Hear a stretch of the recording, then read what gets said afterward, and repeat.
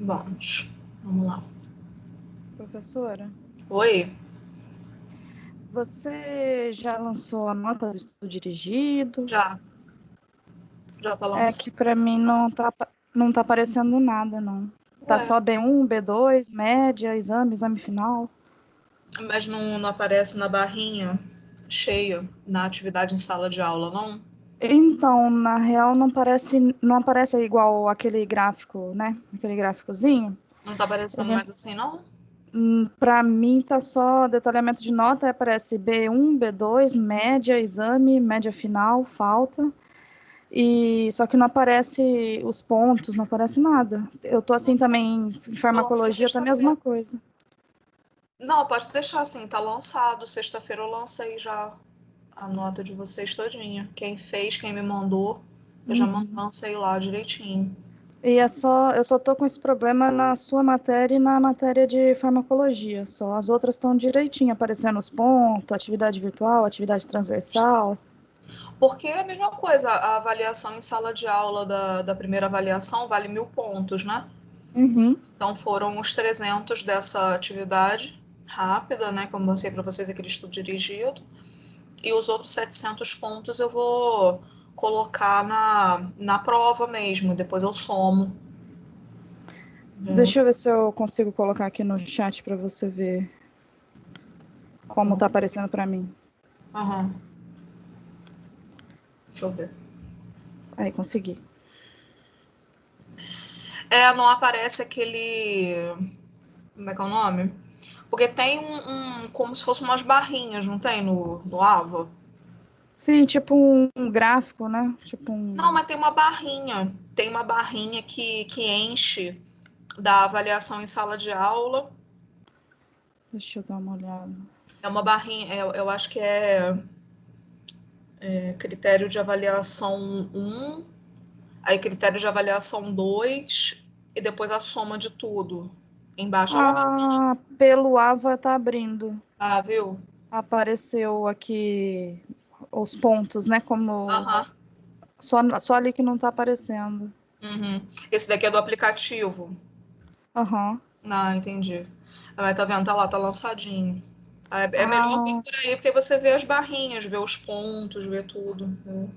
sim, mais fácil, não sabia não, É obrigada. melhor, é melhor. Nada, nada. Bom que agora você olha por aí, pô. Uhum. Vamos lá.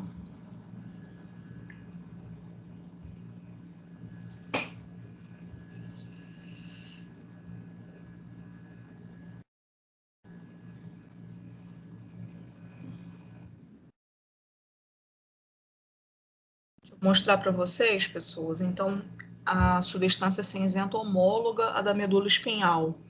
Tá? A ponte, pessoal, tem a região da base, que é aquela que eu mostrei para vocês, onde tem as fibras transversais. Aquela região ali toda é a base da ponte aqui, ó. Deixa eu botar aqui em preto. Essa parte aqui toda é a base dela. Tá? Onde estão os núcleos pontínuos também, onde tem a base. E nessa região mais dorsal, nós temos o tegumento. Tá? No tegumento da ponte é que nós teremos a substância cinzenta homóloga, ou seja, os núcleos dos nervos cranianos presentes aqui na ponte. Então vamos lá. A gente tem o núcleo motor do nervo facial. Tá? O nervo facial, gente, é um nervo extremamente importantíssimo, né? Que no seu componente visceral especial, eferente visceral especial, ele faz a contração, a movimentação da musculatura da mímica. Então, é a musculatura das expressões faciais. No primata, né, humano, no nosso caso, nós temos essa musculatura muito desenvolvida. Então, a gente se expressa muito, né, com o rosto, com a contração dessa musculatura. Os animais também têm, em menor escala. Mas, por exemplo, quando um cão está te ameaçando, né, ele está com uma postura ali agressiva, a gente já logo sabe, né? Ele vai mostrar os dentes, vai contrair essa musculatura aqui, ó, próxima do canino, né? Vai abaixar aqui as orelhas, né?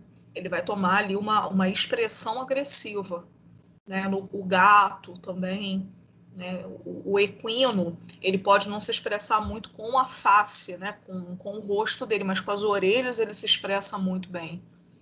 Tá? Então, essa musculatura está sendo comandada por esse núcleo motor do facial. Tá? Então, aqui, 7º par craniano. A gente tem também o núcleo do nervo abducente. Esse nervo aqui, que é o 6º par craniano, faz a movimentação junto com outros 2 nervos do globo ocular. Tá? Então, quando você, por exemplo, olha para o lado, tá? Olha aqui faz a abdução do globo ocular aqui para a lateral, ó, né? Movimento lateral aqui do globo ocular, você está utilizando o nervo abducente, que é o 6º par craniano. Ele controla os músculos aqui do globo ocular, que a gente vai estudar mais para frente na aula de nervos cranianos. Temos também o núcleo salivatório cranial, né? Lá no bulbo era o núcleo salivatório caudal, do nervo glossofaríngeo. Aqui a gente tem do nervo facial, sistema nervoso autônomo parasimpático, para as glândulas mandibular e sublingual. Tá? Então, a glândula mandibular, que é uma grande glândula salivar, que ela fica ali mais ventral à glândula parótida, e as glândulas sublinguais, que a gente tem ali a monoestomática e a polistomática, né? Sendo que o equino só tem a polistomática, são comandadas, então, pelo nervo facial, através desse núcleo aqui, que é maior do que o caudal, controla mais glândulas. Temos também o núcleo lacrimal. Então, aqui é o controle da glândula lacrimal, né? Através do nervo facial. Por isso eu estou falando, o nervo facial é muito importante, e vocês veem que ele tem aqui a sua origem real em muitos pontos da ponte, né? Muitos núcleos dele estão na ponte. Núcleo sensitivo principal do nervo trigêmeo. Eu falei para vocês que o trigêmeo tem núcleos em toda a extensão do tronco encefálico. A gente viu o núcleo do trato espinhal do trigêmeo lá no bulbo, e aqui o núcleo sensitivo principal do trigêmeo. Tá? Então, ele está trazendo aqui, está processando, né? Na verdade, as aferências somáticas gerais. Né? Então, o tato, a dor, né, vindo aí da cabeça. E temos também os núcleos vestibulares, que são aferentes somáticos, estão trazendo as informações de equilíbrio, tá? Do nervo vestíbulo coclear, o 8º par craniano. Tá? Então, aqui, aferente somático, ligados aí ao equilíbrio. Tá? E são esses núcleos vestibulares aqui que estão dando origem ao trato vestíbulo espinhal, aquele que a gente discutiu na aula anterior de estrutura da medula espinhal. Tá? Aquele trato que corrige a postura do animal, a musculatura da coluna, né, de acordo com a movimentação dele. Tá? São eles aqui, ó, que estão partindo com o trato vestíbulo espinhal. Então, bastante importante também. Quer ver um exemplo disso daqui? Vou até ficar um pouquinho. O animal, quando está com síndrome vestibular, não sei se vocês já viram animais com esse quadro clínico, é um comprometimento do sistema vestibular devido a uma otite, principalmente. Tá? A síndrome vestibular de origem periférica, né, que é a mais comum, a mais recorrente, vem aí de uma otite interna. É uma otite grave que acometeu a região mais sensível da orelha, que é a parte interna, e danificou as estruturas ali receptoras do equilíbrio. É o vestíbulo, né, o labirinto vestibular, né, que a gente chama. Então, o animal vai apresentar um quadro clínico que é compatível com a labirintite que a gente tem, né, o humano tem a labirintite. Então, o animal ele fica com uma postura, né, totalmente errônea, né, devido a essa falta de percepção da posição da cabeça em relação ao corpo, né? Ele fica com a cabeça lateralizada, né, de acordo com do lado, né, que está acometido.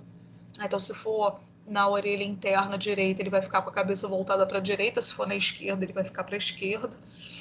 E o animal tem a postura ali bastante afetada, né? Ele fica com a postura caída para o lado que está afetado também.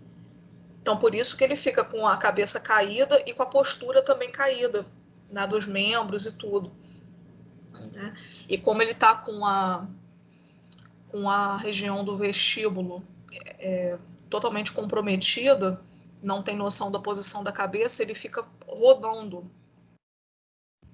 Ele não tem noção de direcionamento do corpo em relação à cabeça. Então o animal fica apresentando ali aqueles movimentos, né, girando, né, com a cabeça caída assim para o lado por conta da otite. Isso daí acomete muito cão né, com a orelha pendular, né, como cocker. Eu já vi cocker com síndrome vestibular bastante, o beagle também, a poodle. Formação reticular. Tá? Então, formação reticular da ponte, pessoal, nós teremos lá os núcleos da RAF e o locus cerúleus.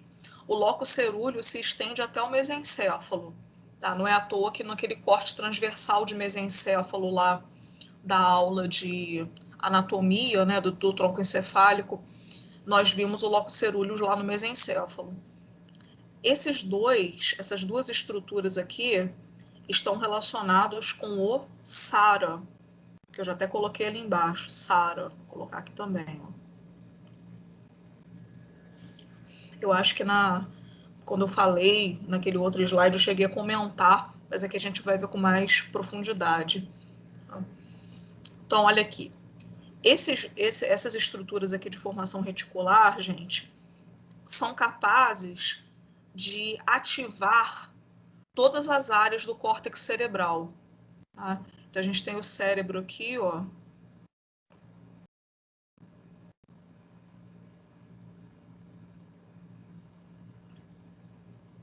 Cerebelo. Menorzinho. E aqui, ó, o tronco encefálico e a medula. Tá? Então, a ponte tá exatamente aqui. Até não desenhei ela gordinha, mas vou colocar gordinha aqui, ó. Aqui é a ponte. A formação reticular dela tá bem aqui. Então, aqui nós temos os núcleos da RAF e o locus cerúleus. Eles estão se comunicando com todas as áreas do córtex.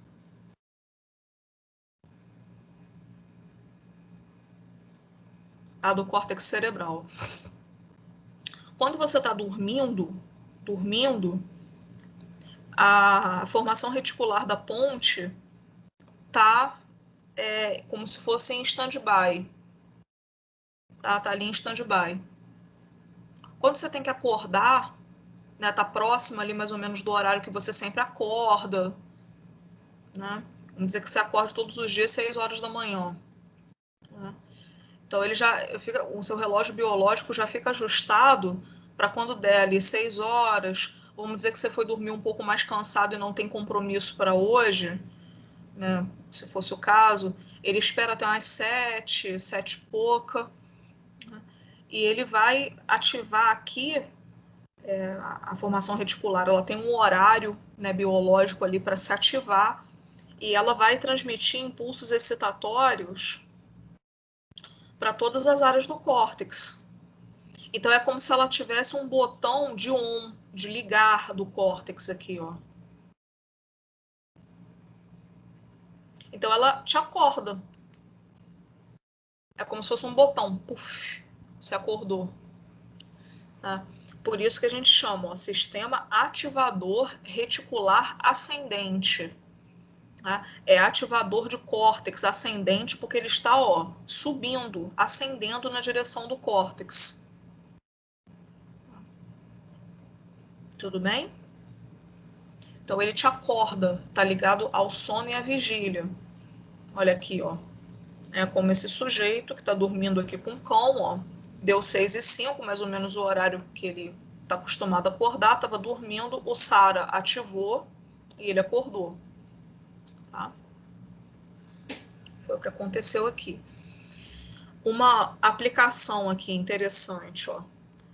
Quando a gente tem o estado de coma, a gente tem a incapacidade de ativação do córtex pelo SARA. Ou seja, o SARA, de alguma forma, está bloqueado, tá? Ou ele não está funcionando. Então, a gente tem aqui o corte, ó, dessa comunicação, né? Então, o indivíduo não acorda, tá? A anestesia geral faz isso daqui também, né? De forma, claro, medicamentosa, né? Ela faz essa incapacidade de ativação do córtex aqui. Anestesia geral, ou então a indução do coma, né? A indução do coma é uma anestesia geral prolongada, né? Tá? Isso aí. Então, o indivíduo não acorda. Tá? Dúvida?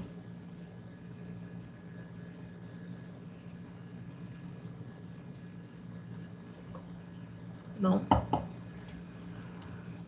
Vamos lá. Mesencéfalo. Então, o mesencéfalo, só relembrando, que isso daqui a gente já viu na aula de anatomia, tá? Essa daqui é aquela mesma figura do ETzinho, né? Ó. Aqui é a região do teto do mesencéfalo, com os corpos quadrigêmeos, aqui os colículos rostrais e os colículos caudais. Nessa figura aqui vocês até colocaram legenda nela na atividade aí no estudo dirigido. Então tá aqui, né, o nosso querido mesencéfalo e o aqueduto mesencefálico aqui servindo como a boquinha do ETzinho. Se a gente pegar e fizer um corte transversal aqui nessa altura, corte transversal, nós teremos aqui a região do teto, onde estão os colículos, a parte dorsal, o aqueduto mesencefálico, separando aqui então, ó, o tegumento do pedúnculo cerebral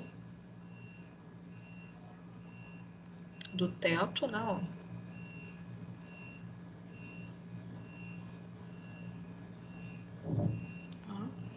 O tegumento, né? E a substância negra.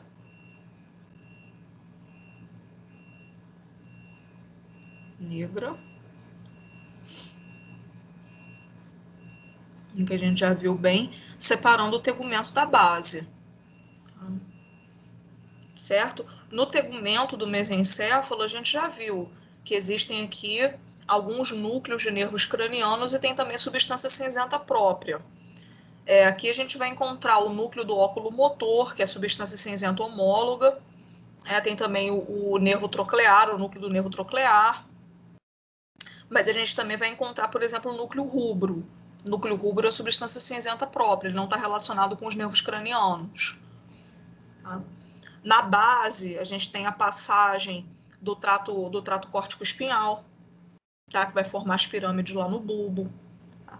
A substância negra é um núcleo próprio do mesencéfalo, tá? Aquele que está relacionado com o mal de Parkinson, né, que eu falei também na última aula, tá? Que tem aqueles neurônios dopaminérgicos. Tá? Vamos lá. Substância cinzenta homóloga. Aqui nós teremos o trato mesencefálico do nervo trigêmeo. De novo, o nervo trigêmeo fazendo aqui a sua aparição no tronco encefálico. Né? Já foi no mesencéfalo, na ponte, já foi no bulbo, na ponte e agora no mesencéfalo.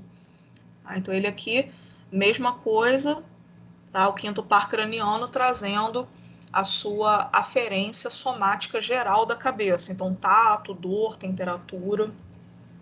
Tá? Núcleo do nervo troclear. Tá? O que eu falei? Na região ali do tegumento. Nervo troclear é outro nervo que está responsável pela movimentação do globo ocular. Tá? É outro. A gente viu ali na ponte o nervo abducente, né? O núcleo do abducente.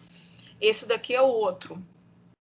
Está responsável pela movimentação do olho, por exemplo, em sentido oblíquo. Tá? Isso a gente vai ver melhor. Então, a gente tem aqui um eferente somático, né, controlando ali a musculatura extrínseca do globo ocular.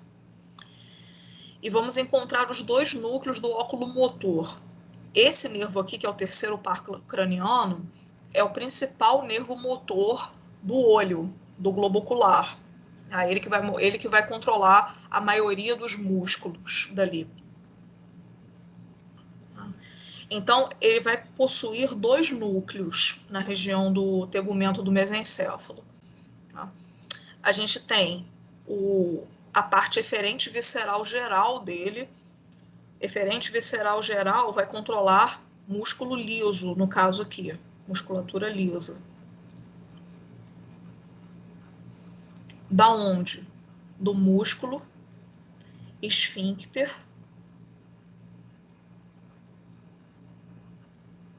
da pupila.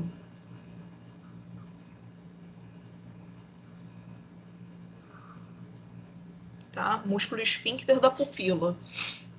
Esse músculo que faz aí o controle, né, da abertura da pupila ou do seu fechamento, né? Tá? Então, se a pupila relaxar, dilatar, ela permite a entrada de mais luz, né, num ambiente mais escuro, né? E no caso de um ambiente mais claro, ela contrai, permitindo a entrada de menos luz, menor quantidade de luz. Então, ela medeia, né, essa quantidade de luz. Tá? É um exemplo aqui. Tem um outro músculo também que ele faz inervação com esse núcleo de Edinger-Westphal aqui. Esses epônimos, a gente na medicina veterinária procura usar o mínimo possível. Na medicina humana eles usam muito, mantém muito epônimo, né? O pesquisador que descobriu e tudo. Nada, de jeito nenhum, quero diminuir isso, mas isso não é nem um pouco associativo, né, descritivo. Né? Você vai falar assim, núcleo de Edinger-Westphal. Esse núcleo é aonde mesmo? É porque tá o nome do pesquisador, você não associa. Agora, se você falar, é aquele núcleo do nervo oculomotor que controla a musculatura lisa do globo ocular. Tá. Então, da pupila, o do músculo ciliar, que é o outro que eu vou falar na aula de nervos cranianos. Fica mais fácil de você associar do que usar epônimo. Epônimo a gente procura usar o mínimo possível ou não utilizar, tá, gente?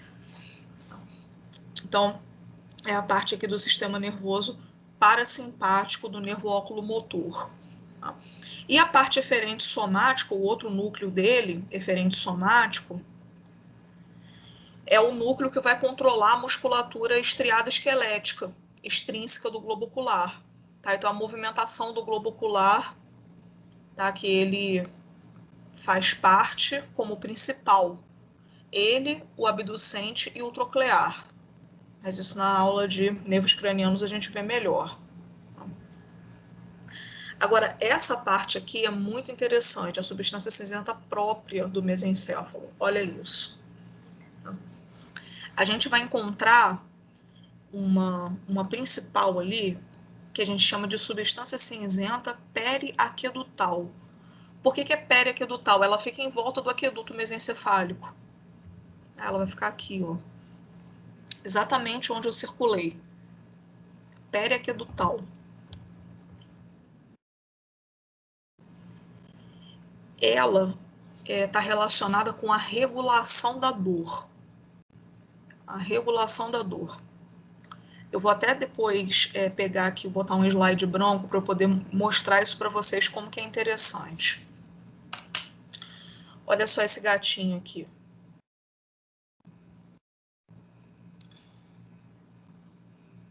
Vocês veem que ele está mancando, né? Olha lá, está claudicando.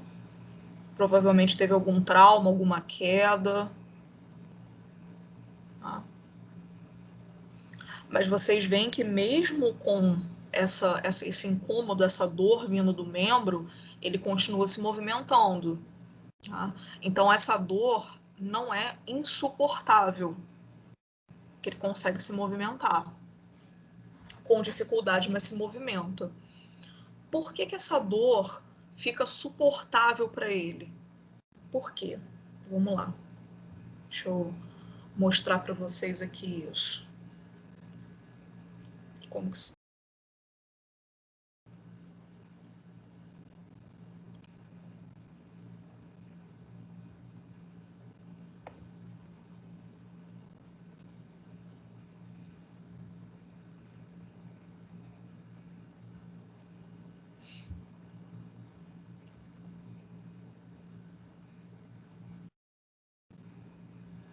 Olha só.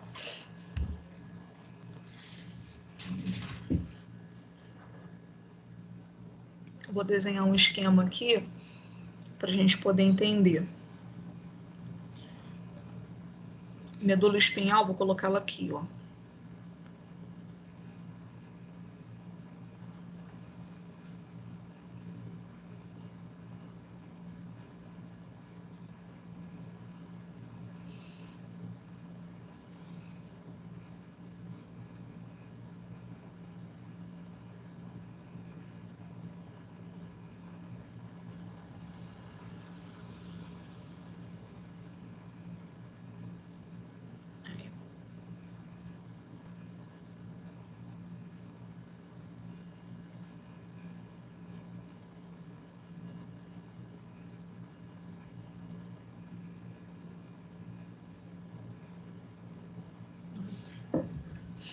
Então, essa daqui é a medula, né? Aquele corte transversal clássico. Eu vou até colocar esse canal central mais bonitinho aqui, ó, mais no meio, pronto. Tá? Então, nós temos a emergência aqui, ó, né, das radículas ventrais.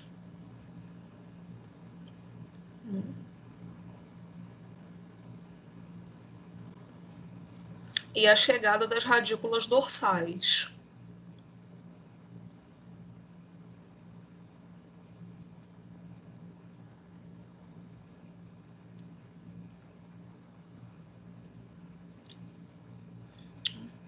Aqui o gânglio.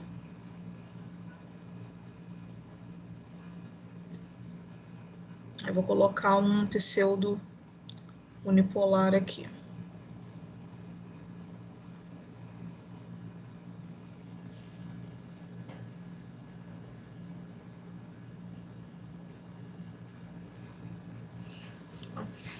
Então, olha aqui. A dor, ela tá vindo por aqui, pessoal, vamos dizer. Vamos dizer que aquele gatinho lá, ele foi atropelado e ocorreu um trauma na musculatura, nos ossos. Tá? Aqueles fatores inflamatórios todos, e mais a quebra de continuidade do tecido, vai gerar ali um estímulo, né, uma mudança de ambiente, que vai excitar os receptores, os nociceptores, e a dor, a sensação nociceptiva vai subir por esse neurônio aqui, ó. Tá? Então, esse estímulo tá vindo lá da musculatura, dos ossos que foram lesionados com trauma. Tá? Então, tá vindo aqui, ó, dor.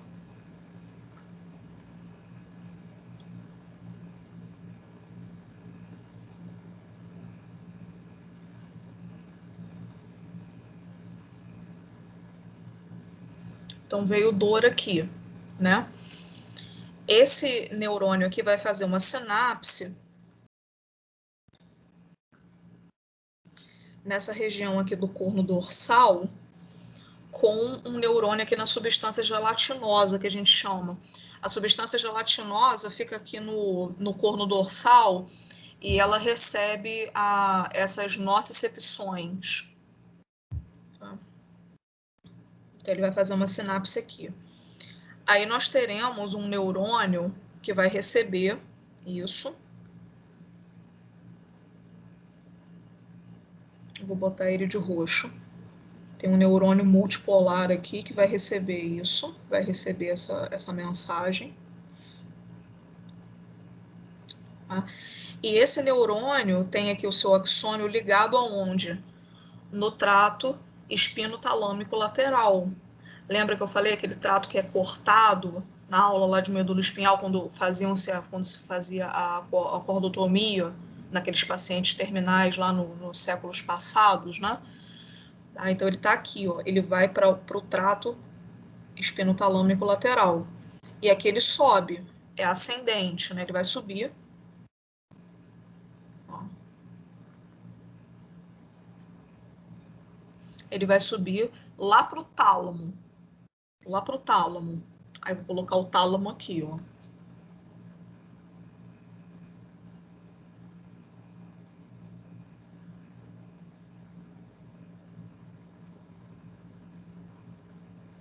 O tálamo tem essa forma aqui, tá? Tálamo direito e tálamo esquerdo. São duas estruturas nessa forma assim, oval, ligados por uma barra aqui que a gente chama de aderência intertalâmica. Isso a gente vai ver mais para frente em diencéfalo. Então ele sobe e vai lá para o tálamo. Né? E do tálamo, essa dor se distribui para o córtex cerebral. Aí o córtex cerebral vai interpretar dor. Aí você sente, ou o gato, no caso o gatinho lá, pode ser a gente também, qualquer mamífero cordado, né, que tem essa organização complexa aqui de sistema nervoso, sente a dor assim. Aí você vai sentir dor. O animal, né, sentiu. Ok. Vamos dizer, essa dor aqui, no caso, ela está sendo aguda, né, gente? É uma dor que começou agora, os tecidos acabaram de ser lesionados, então é uma dor aguda, terrível, aquela que o animal está com incapacidade até de se movimentar devido a essa sensação terrível de dor. A dor existe, povo, é muito desagradável, né? A pior coisa que tem é sentir dor, mas ela existe como um alerta do organismo, né, para que tem alguma coisa errada.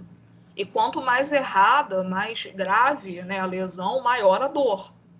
Ele está tentando alertar, tem alguma coisa muito errada, eu estou tentando consertar, mas por enquanto você fica quieta aí na sua para que eu possa consertar. Se você começar a se movimentar, começar a tentar fazer alguma coisa, eu não posso fazer nada. Então a dor é para te deixar quieto, para deixar o animal quieto. Tá? Ou então, no mínimo, se movimentar pouco, né, para que o sistema nervoso, né, o organismo, né, no caso o epitélio, a musculatura, possa ali, o sistema imune, né, possa gerar uma resposta para aqueles tecidos serem reparados de alguma forma. Tá? Então, tá doendo bastante agora. Aí, povo, se esse animal continuar sentindo tanta dor, ele fica muito vulnerável, né? Fica bastante vulnerável. Nessa região aqui do mesencéfalo, né, e da ponte também um pouco, mas é mais no mesencéfalo, né, nós temos, vou botar o mesencéfalo aqui,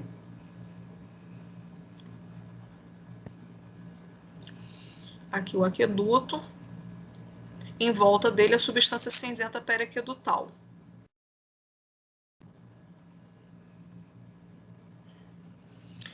O trato espinotalâmico está passando também pelo mesencéfalo para poder chegar até o tálamo, né? Existem pessoas, fibras, que vão partir aqui da substância cinzenta periaquedutal, então eu vou colocar um neurônio aqui, né, porque ela é um núcleo, e esse neurônio vai descender do mesencéfalo, até a medula,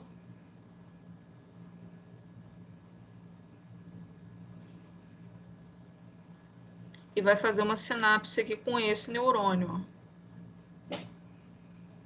que está indo para o trato espinotalâmico. só que é uma sinapse inibitória. Ele libera neurotransmissores aqui, por exemplo, as endorfinas, né, são as endorfinas, as morfinas aí endógenas, né? Liberou aqui e está inibindo, não vai inibir 100%, tá? Mas está inibindo essa dor aqui, ó, tão terrível que está passando. Tá? Então essa via aqui fica, isso daqui é modulação da dor.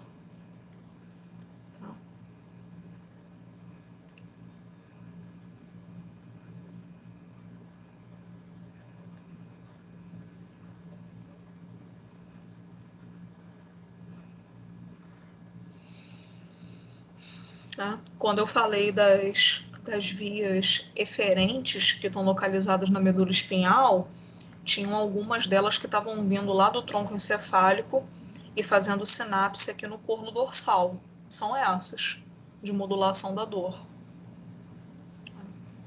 Então está diminuindo aqui a intensidade dos estímulos chegando ao trato espinotalâmico, logo diminuindo a dor. Por isso que aquele gatinho ali, ele está conseguindo se locomover mesmo com dor. Tá?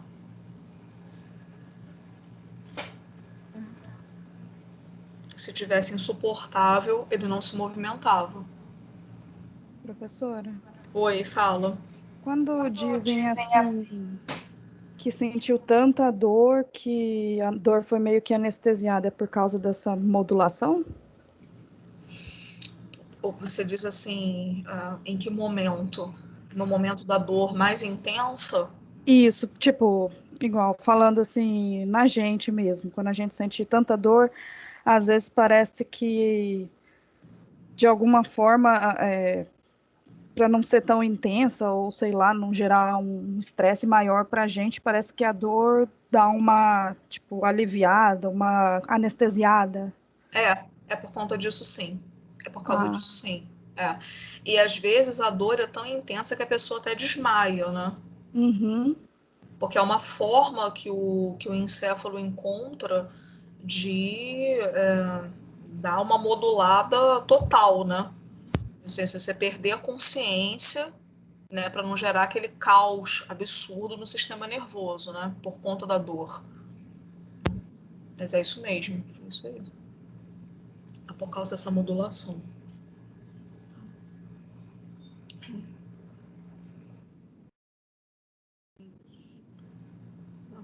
Além da substância cinzenta periaquedutal, gente, também participa desse sistema de modulação o locus ceruleus, tá? O locus ceruleus que está lá na ponte, mas a gente tem parte dele também no mesencéfalo. Tá? Porque o locus ceruleus, não esquecer, ele libera noradrenalina.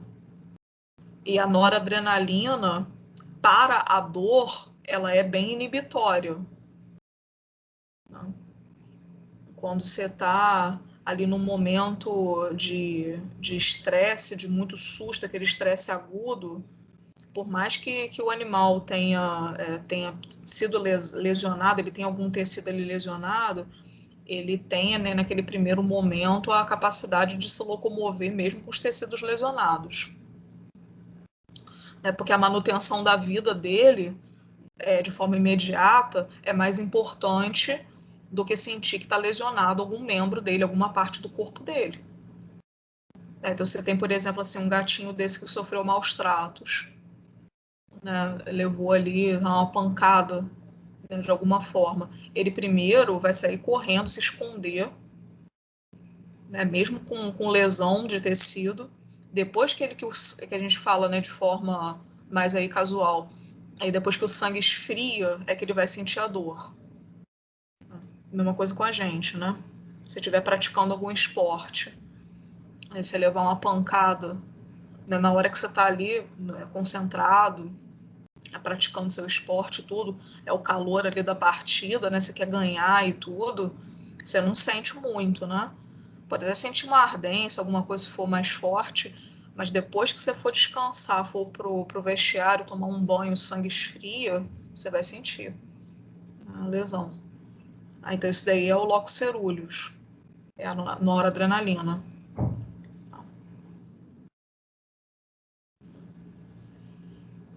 Beleza, pessoas? Dúvida, dúvida?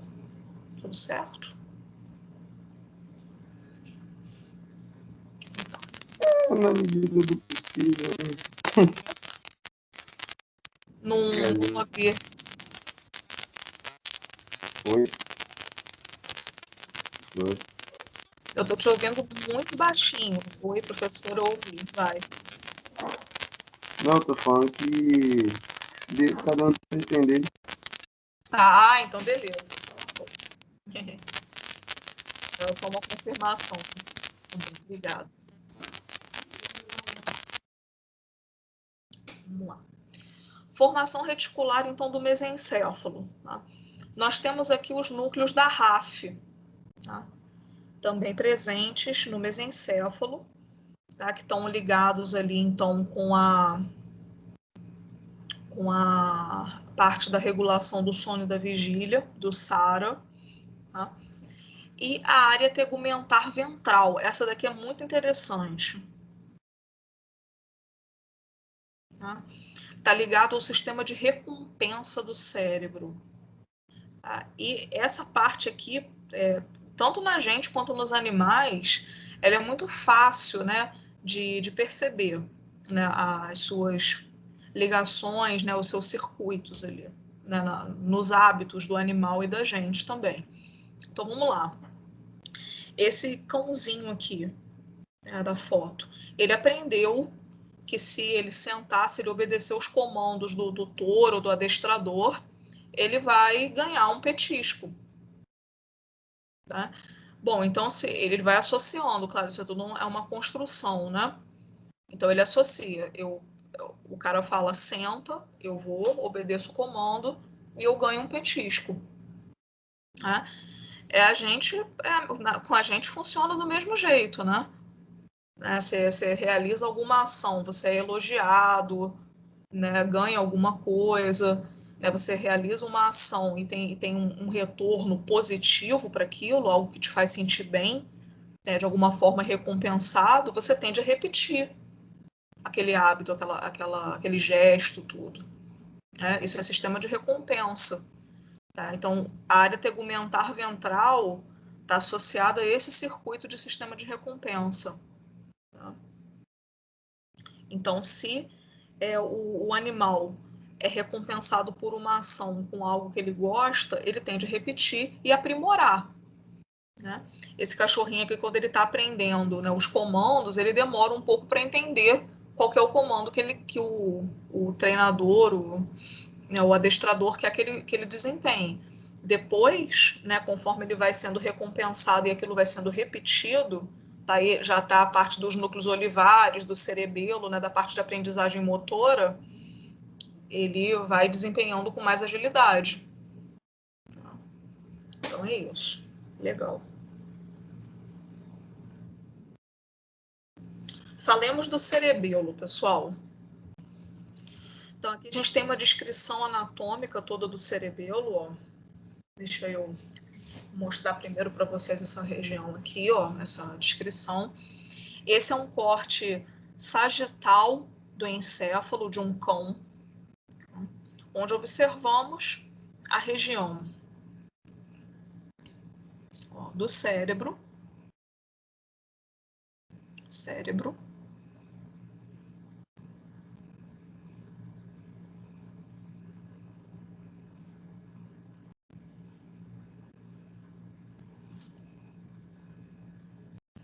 do tronco encefálico,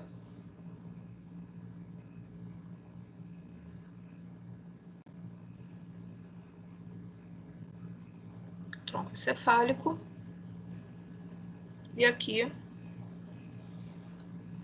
o nosso querido cerebelo.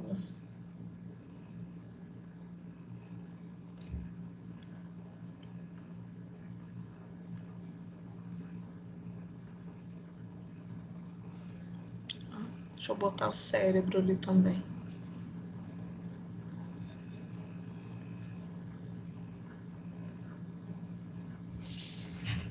Tá dividido, certo? Então, povo, e agora eu vou limpar para a gente poder descrever aos pouquinhos, apesar de a gente já ter falado bastante sobre o cerebelo na parte de tronco encefálico. Então, a gente sabe que ele está localizado dorsalmente ao tronco encefálico, está aqui dorsal, inclusive ele é o teto do quarto ventrículo, tá?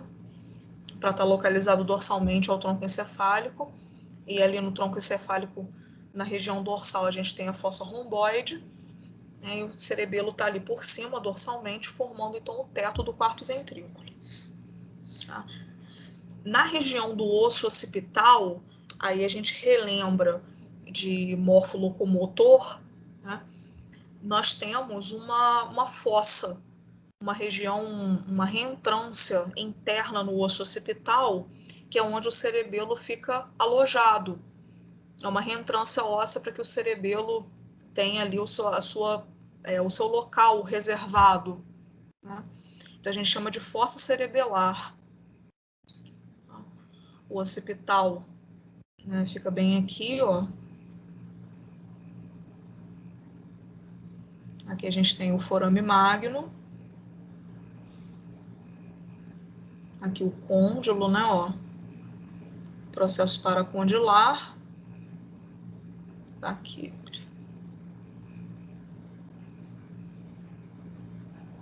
A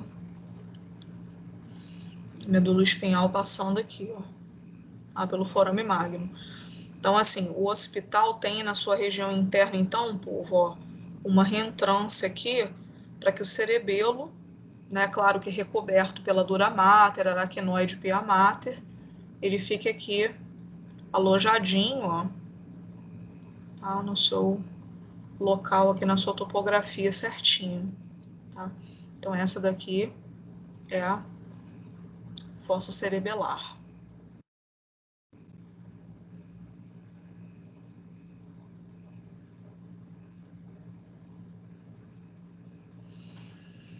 Tá? Tudo bem? Então aqui já foi. Tá? Bom, nós vimos também que o cerebelo possui uma região aqui, ó, na sua parte mais rostral, uma fossa que o separa do lobo occipital. Tá?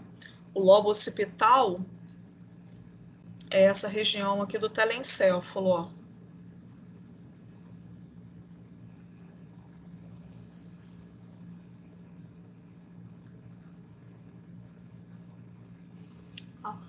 Todos os lobos do telencéfalo, gente, são nomeados de acordo com o osso que ele está relacionado, tá? Que eles estão relacionados. Então, a gente tem lobo occipital, lobo temporal, lobo frontal, tá?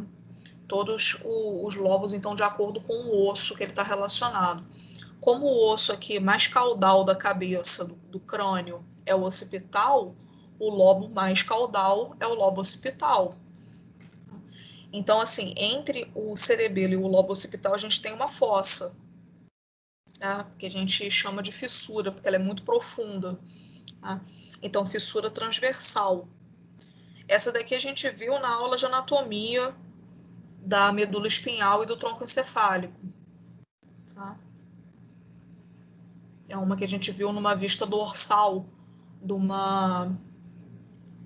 sistema nervoso central de um cão, se eu não me engano, na primeira aula. Tá? Então, fissura transversal ou fissura transversa é a mesma coisa.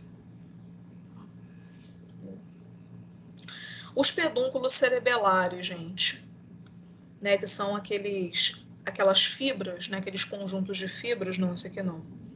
Aqueles conjuntos de fibras que estão ligando o cerebelo aos diferentes segmentos do tronco encefálico.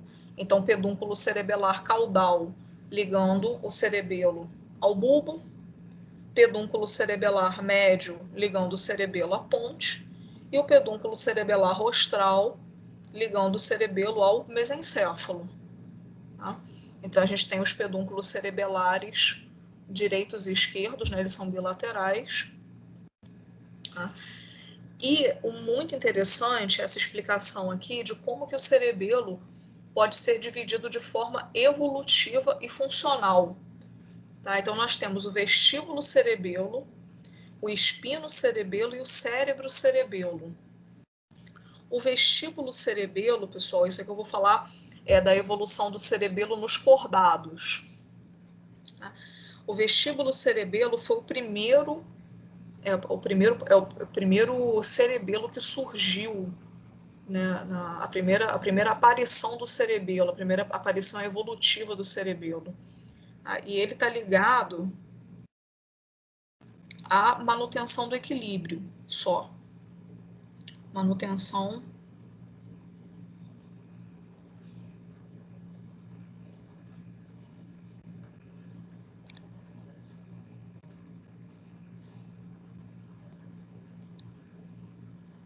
do equilíbrio. Vestíbulo só pode ser equilíbrio, né? Equilíbrio.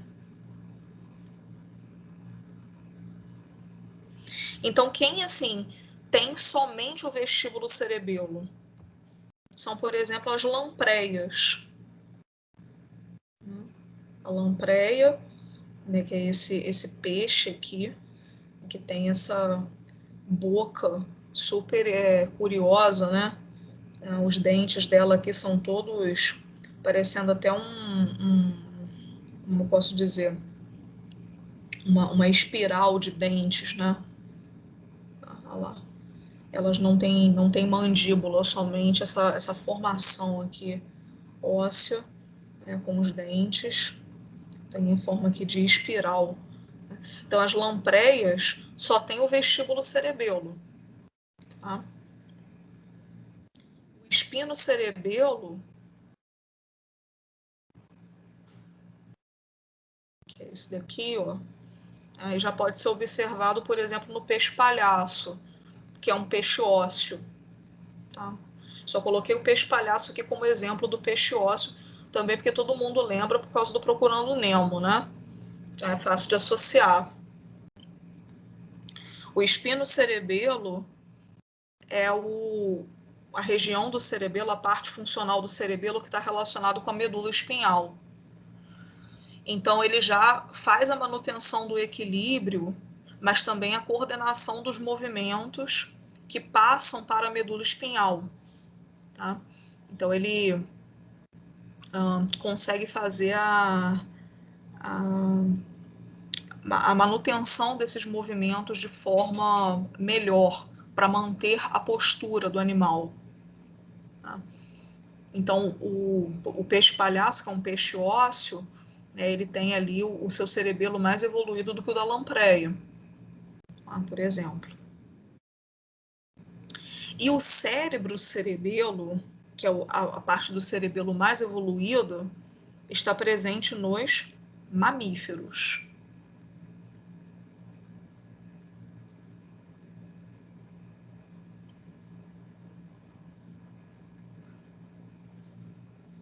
Tá?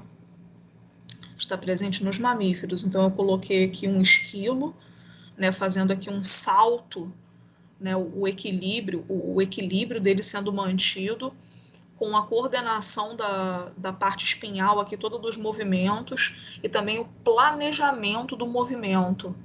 Né? Então, o cérebro cerebelo, ele tem essa capacidade de planejamento dos movimentos. Não são, assim, por exemplo, não é um movimento que você está aprendendo agora. Né? E isso o cerebelo ainda não tem capacidade de coordenar, porque é algo novo. Mas quando é um movimento que já é sempre desempenhado, ele é capaz de planejar e aprimorar.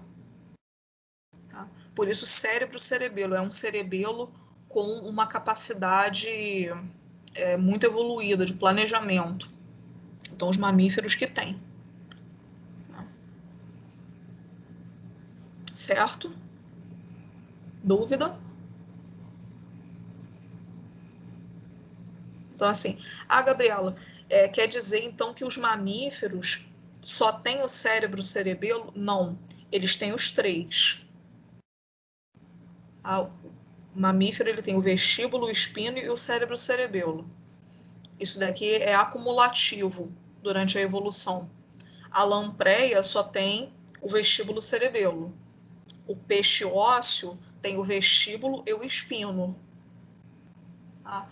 E o mamífero tem todos os três. Então é um cerebelo bastante, né, evoluído. Tá?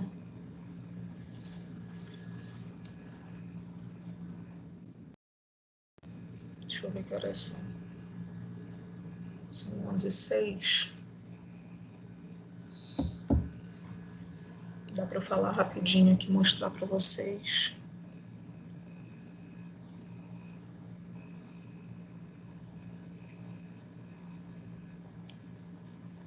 As camadas histológicas do cerebelo. Tá?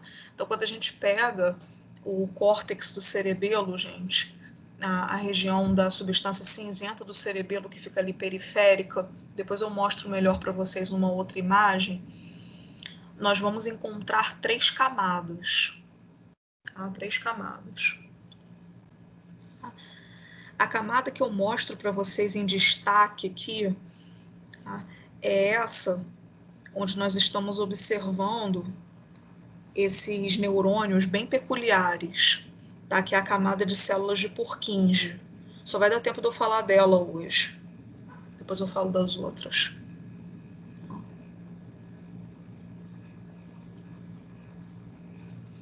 São esses neurônios aqui, muito interessante. Vocês veem que ele tem o corpo aqui, ó. Não, vou botar uma mais clara. Vocês veem que ele tem o corpo localizado entre a camada molecular e a camada granulosa, que são as duas aqui, ó, a mais periférica e a mais interna. E os seus dendritos são muito numerosos, parece até uma árvore aqui cheia de galhos, né? Uma árvore bem frondosa.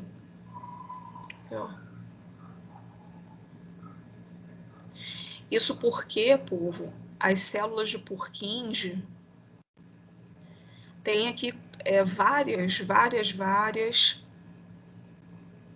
ligações sinápticas com essas duas camadas. E vocês veem que elas têm aqui uns ramos colaterais, ó, que as comunicam, tá? Tanto com a camada molecular quanto com a camada granulosa. Tá? Então, são essas fibras de Purkinje, essas fibras de Purkinje, não, as células de Purkinje, fibra de Purkinje é no coração, né?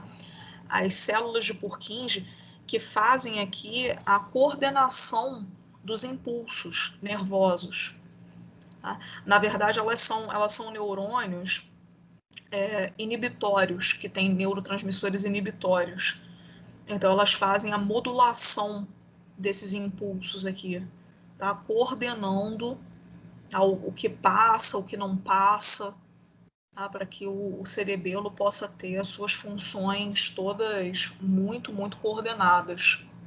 Como se fossem assim, os movimentos friamente calculados, elas é que vão fazer essa mediação aqui. E elas são neurônios muito característicos, não tem como errar. Você olha no microscópio, neurônio assim, com muito dendrito, parecendo realmente uma árvore, só pode ser célula de Purkinje. Isso é bem característico. Olha aqui, ó. É claro que nessa foto a gente não está com um aumento tão grande. A gente vê os corpos delas aqui. Se a gente colocasse num aumento maior, dá para ver os dendritos delas. Elas são bem grandonas, ó. Então aqui a camada molecular, que é a camada mais externa, né? E a camada granulosa, que é a mais interna. Então, e elas ficam aqui, as células de Purkinje, fazendo essa mediação das duas camadas. Tá? Mas na aula que vem a gente fala melhor sobre todas elas. Muito corrido para a gente falar agora. Elas são 11h10 e tem o pessoal da outra turma daqui a pouquinho. Povo, então eu vou finalizar agora aqui com vocês, vou parar a gravação. Uma boa semana para vocês, se cuidem. e dá uma olhada, ver se a pontuação tá lançadinha lá para vocês, tá? Porque eu lancei de todo mundo. Beleza? Tá bom, professor. Fique com Deus. Valeu. Boa Boa semana semana para pra você. vocês. Fica com Deus também. Gabi, me diz uma coisa. Eu entrei na aula agora. Sim.